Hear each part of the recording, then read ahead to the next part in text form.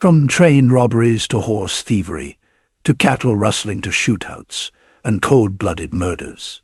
The most notorious outlaws of the Wild West have long been romanticized as daring robbers and swashbuckling killers since their stories first hit early American tabloids. In many ways, their narratives have been shaped in dime store novels, TV shows, and Hollywood films to fit the frontier ideals of rugged individualism and pioneering spirit. Americans love an underdog, a person who stands up against perceived tyranny, wrote Bill Markley in Billy the Kid, and Jesse James, outlaws of the legendary West. Jesse James and Billy the Kid personify that rebellious spirit. Americans overlook the crimes and see the romance of the rebel, but in reality, being an outlaw in the Wild West has a price. You'll always be on the run. Simply passing by Bronze City is a dangerous task in itself. The more your bounty goes up, the more people will want you dead or alive. In today's video, we round up the 19th century's most infamous outlaws, whose legendary reputation endured despite their history of violent crime. Stay tuned as we show you the most dangerous outlaws in the Wild West. The Rufus Buck Gang was active for only 13 days during the summer of 1895. But they managed to make quite a name for themselves in that brief period. The five teens started out stealing horses, selling illicit alcohol, and committing the occasional robbery throughout modern-day Arkansas and Oklahoma. As the United States government began seizing the land, Rufus and his gang set out on a violent rampage, hoping to spark an uprising against the white occupation of Indian Territory. The young men were black and Muskogee. They kicked off their tour of terror with the murder of a deputy who had been hot on their trail. They stole a cowboy's money and clothing, firing at his heels as he ran off. They sexually assaulted girls and women, some of whom died of their injuries. Rufus and his gang terrorized people of all races indiscriminately, stoking outrage rather than the solidarity they had hoped for. A massive manhunt ensued, with lawmen finally catching up to them as they camped out in the mountains. The young men responded to the call for surrender with gunfire, sparking a shootout that lasted 7 hours. The gang was apprehended, and the five teens were found guilty of rape and sentenced to death. Rufus Buck, the leader of the gang, is thought to have been about 18 years old when he died on the gallows. As an outlaw, Elmer McCurdy left much to be desired. All of the robberies he was involved in were complete failures, primarily due to his incompetence with explosives. During his first attempt, he ended up destroying most of the loot and the safe. A second blast took out an entire bank building, but left the safe standing. For his third and final robbery, he hit up the wrong train, walking away with just $46 and some whiskey instead of the $400,000 he'd set out for. Days later, he was shot dead by lawmen. And that's just the beginning of McCurdy's bizarre tale. When no one claimed his body, the undertaker propped the embalmed McCurdy in the corner of the funeral home and charged a nickel per view. A few years later, carnies claiming to be McCurdy's brothers took the body on the road as a sideshow attraction. McCurdy's remains were passed around to various amusements, eventually winding up covered in neon paint at an abandoned funhouse. The corpse was discovered in 1976 by a crew member of a television series shooting on location. When the crew member moved what he thought was a mannequin, McCurdy's arm fell off, revealing human bone and tissue. With the help of historians and forensics, Elmer McCurdy was identified and finally laid to rest in 1976. He was buried in the Boot Hill section of Summit View Cemetery in Guthrie, Oklahoma, alongside other famous gunslingers of his day. Known as Big Nose George on account of his sizable schnoz, George Parrott dabbled in horse theft, cattle rustling, and highway robberies until a near robbery of a train in 1878 led to his downfall. Railroad crewmen spotted George and his gang removing spikes from the rail and warned the oncoming train. The would-be robbers fled and a posse formed to round them up. George slaughtered 2 of his pursuers, adding murder to his list of crimes. The law caught up with him 2 years later, and he was convicted of murder. While awaiting execution, George attempted to escape, knocking a guard out with his shackles. He was thwarted by the jailer's wife, who sounded the alarm. An angry mob stormed the jail, dragged George outside, and strung him up from a telegraph pole. Understandably, George refused to jump from the box they stood him on. They tried pushing him off, but the rope broke. They forced him up a ladder, but he wrapped his legs around the pole and refused to let go. Eventually, George tired out, and the townsfolk got their lynching. Local doctors claimed the body to examine the brain for anomalies that might explain George's penchant for violence and crime. One of the doctors gifted the skull cap to his assistant, who went on to become the first woman doctor in Wyoming. The other had a pair of shoes made from George's skin, which are still on display at the Carbon County Museum in Rawlins, Wyoming. Notorious robber and murderer Joaquin. Notorious robber and murderer Joaquin Murrieta was the scourge of the newly formed state of California. The governor at the time is said to have established the California Rangers for the express purpose of eliminating Murrieta and his gang. According to legend, Murrieta was an upstanding Mexican-American man and hard-working miner, constantly bullied by the white settlers and miners flooding California. Murrieta finally broke after a gang of ruffians beat him, raped his wife, and murdered his brother. In retaliation, he declared warfare on everyone and everything American. Murrieta and his gang, the 5 Joaquins, were blamed for numerous brutal robberies and killings, and were wanted by the state of California. In July 1853, Henry Love, captain of the California Rangers, claimed that he and his men killed 4 of the gang's members, including Murrieta and his sidekick, 3-fingered Jack Garcia. The Rangers needed proof of the killings to claim the $5,000 reward, but there were no photographers in the area to snap pictures of the body. So, the men cut off Murrieta's head and 3-fingered Jack's hand, preserving them in an alcohol-filled tin. The head and hand were put on display until 1906, when they were said to have been destroyed during an earthquake. Often credited as the only woman robber in Arizona, Pearl Hart committed one of the last stagecoach robberies in the United States. Petita, just over 5 feet tall, she looked much younger than her 28 years, prompting the press to dub her the Girl Bandit. She was quite a sight for her time, dressed in male attire, her hair coiled up beneath a hat. Sitting in a prison cell, stroking the wildcat nestled in her lap, Pearl spun so many yarns for her audience of journalists and gawkers that historians today are still struggling to sort fact from fiction. According to Hart's interview with Cosmopolitan magazine, she robbed the stagecoach's passengers while her accomplice, Joe Boot, held them at gunpoint. Before taking off, she handed each of her victims $1 as a charitable contribution so they could buy themselves a bite to eat once they reached their destination. But the amateur robbers couldn't pull off the getaway and were quickly caught, tried, and convicted.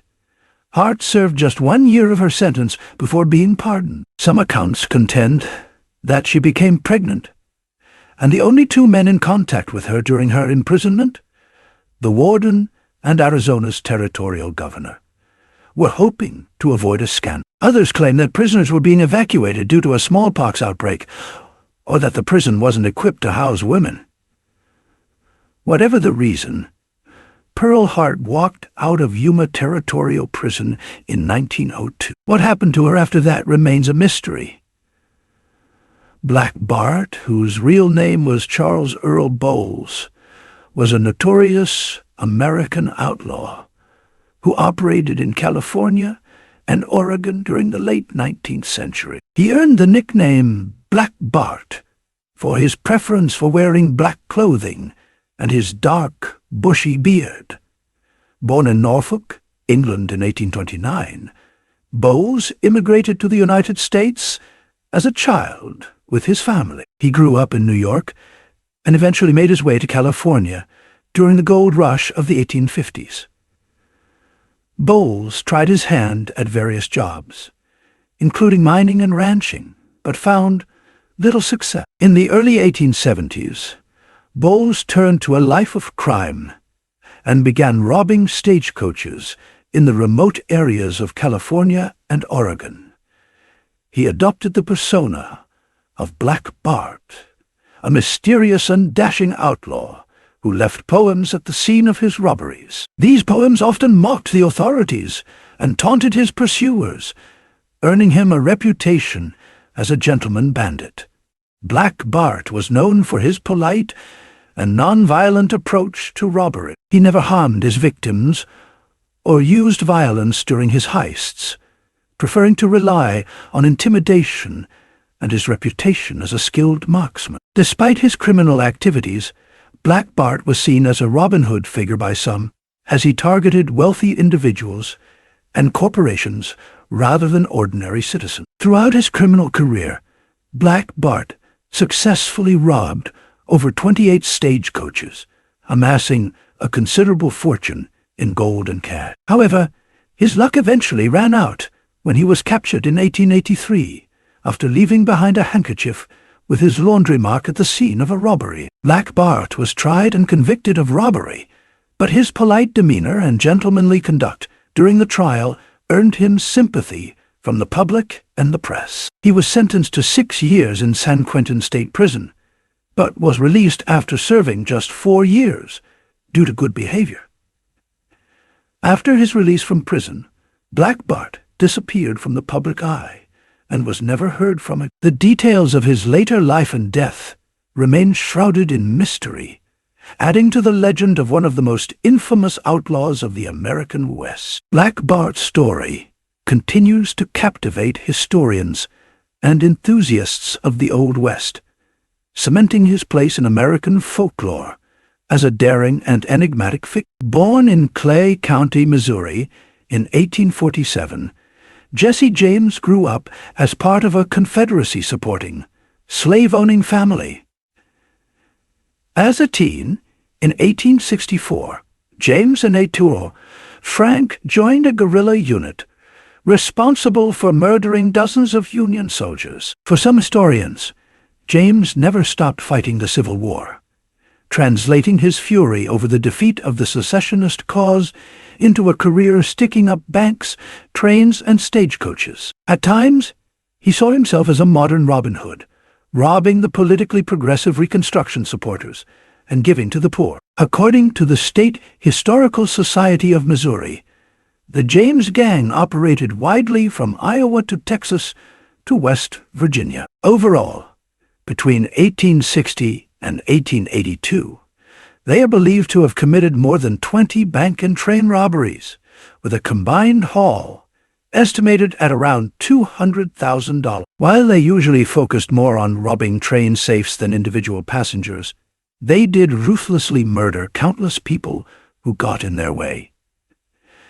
As newspapers began to mention James, his love for the attention grew. He was audacious, planning and robbing banks in the middle of the day, and stopping the most powerful machines of the time railroad engines to rob their trains and successfully get away, wrote Bill Markley in Billy the Kid and Jesse James. Outlaws of the legendary West. The James legend grew with the help of newspaper editor John Newman Edwards, a Confederate sympathizer who perpetuated James' Robin Hood mythology. "We are not thieves, we are bold robbers," James wrote in a letter Edwards published. "I am proud of the name, for Alexander the Great was a bold robber, and Julius Caesar and Napoleon Bonaparte. But while he did steal from the rich, there's no evidence James gave to the poor." In 1881, the governor of Missouri issued a $10,000 reward for the capture of Jesse and Frank James. On April 3, 1882, at the age of 34, James was shot and killed by one of his accomplices, Robert Ford, who was found guilty of murder, but pardoned by the governor. Leganized the Wild West outlaw Billy the Kid, cattle rustler, gunslinger, murderer, escape artist, killed 21 people before he turned 21 years old, his age at death. The reality may be closer to 9, but the early days of Henry McCarty, later known as William Bonney, the Kid, are murky. Billy the Kid was likely born in New York City in 1859, but he later moved to Indiana, Kansas, and Denver before his family settled in Santa Fe, New Mexico. Orphaned as a teen after his mother died of tuberculosis, Henry was separated from his brother and placed in foster homes.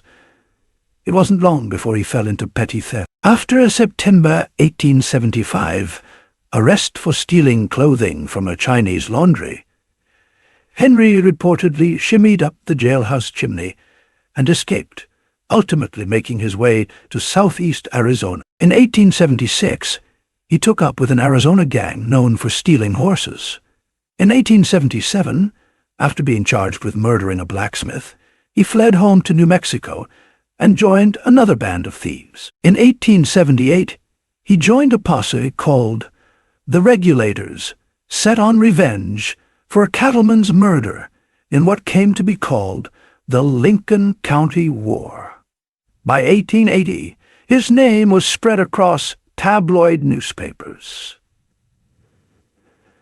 Billy became the symbol of the American loner, the little guy fighting against all odds, the misunderstood youth who battled the combined corrupt government and business forces hell-bent on his destruction, wrote Markley. Everyone wanted to be associated with Billy the Kid. He stayed at their ranch, or he stole one of their horses.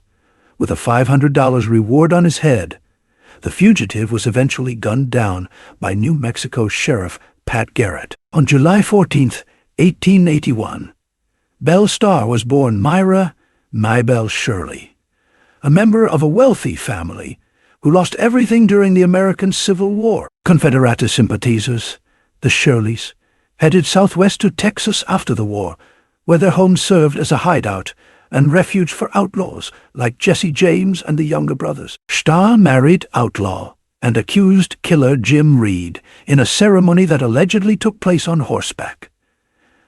After Reed was gunned down, she married Sam Starr, and the two established a cattle-rustling gang that quickly gained infamy. When Sam dies in a gunfight, Belle Starr takes up with Bruce Younger and notorious outlaw Bluefoot Blue Duck, among other questionable characters. A crack shot with a pistol and an excellent horsewoman, Starr is said to have committed robbery, theft, and murder on multiple occasions and regularly harbored fugitives. She carried 2 revolvers and wore cartridge belts and high-topped boots, but always insisted on behaving like a lady, even riding side saddle. In fact, her ladylike charm is thought to have saved her from the gallows when she was brought before hanging Judge Isaac Parker for horse theft. Just days shy of her 41st birthday, Starr was ambushed on her way home from accompanying her lover, Bill July, to Fort Worth to face criminal charges. The petticoat terror of the plains was discovered the next day, face down in the mud. Several suspects were named, including her own son, but the killer was never brought to justice. A tombstone engraved with a bell, a star, and a horse marks her grave at Younger's Bend in Stigler, Oklahoma. One famous cowboy name you may not be familiar with, but ought to know of is John Henry Doc Holliday. The son of a well-to-do mayor, Holliday received a classical education which would help him become a successful dentist. It doesn't sound much like an outlaw or a cowboy, right? Not so fast. Over his lifetime, Holliday developed a reputation for killing more than 12 men, though evidence suggests this number is closer to 1 to 3. At the age of 21, Holliday was diagnosed with tuberculosis, a disease his mother perished from when he was just 15, and which he contracted while caring for her. This diagnosis prompted Holliday's move to the American Southwest, hoping that warmer climates would ease his symptoms. This journey would lead him down a road of gambling and gunfighting, including his most notable altercation, the gunfight at the OK Corral in Tombstone, Arizona. After multiple run-ins with the law. Holliday finally succumbed to his illness in the Hotel Glenwood at just 36 years old. It is believed that Holliday's remains are buried in the Linwood Cemetery, which overlooks Glenwood Springs. However, some speculate his father had his body exhumed and reburied in his hometown of Griffin, Georgia. They were two of the most infamous outlaws of the American West, known for their daring robberies and their ability to evade capture by law enforcement. Their story has become the stuff of legend, immortalized in books, movies, and television shows. But who were Butch Cassidy and the Sundance Kid, and what is the truth behind the myths that have been perpetuated about them?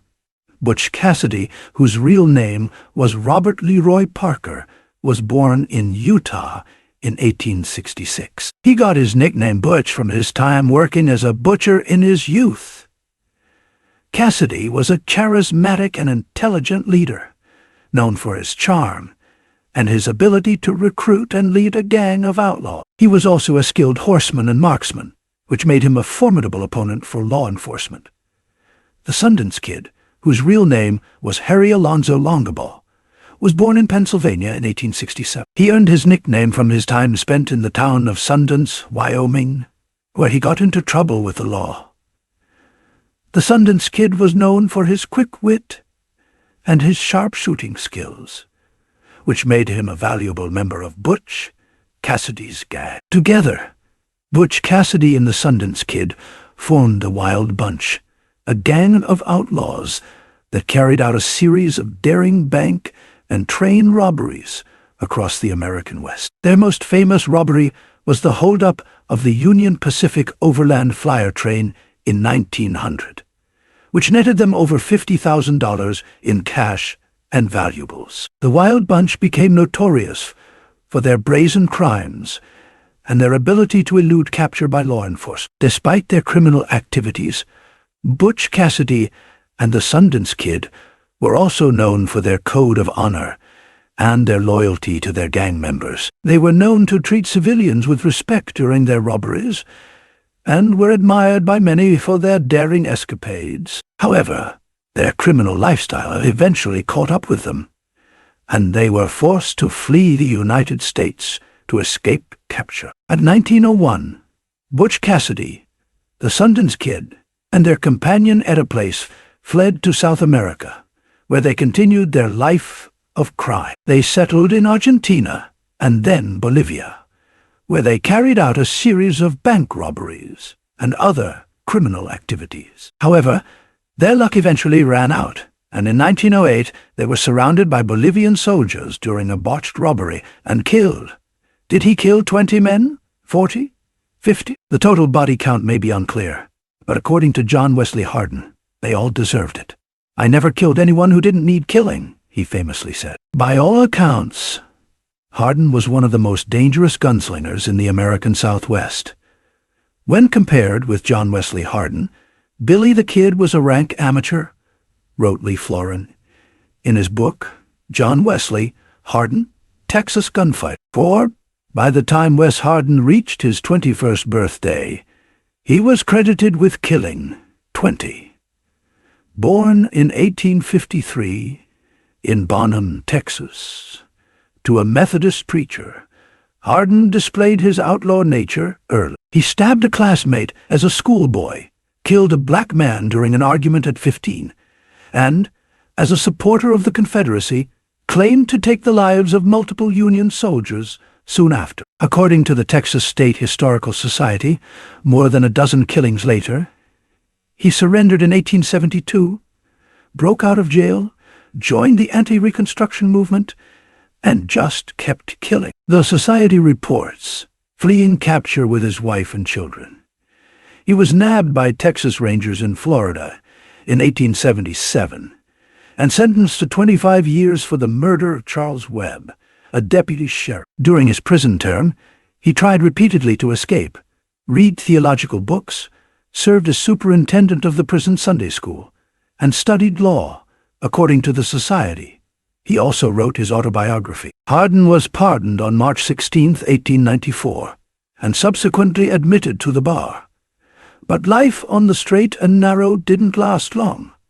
According to the society, Harden hired assassins to murder one of his clients, with whose wife he was having an affair. On August 19th, 1895, Constable John Selman, a hired assassin, shot and killed Harden in the Acme Saloon. Ironically, it is believed he had not been paid for the hit job. On that note, we end today's episode. Thank you for joining us once again. We hope you enjoyed this video. Remember to hit the subscribe button and turn on the notification bell so you will be the first to see our new updates.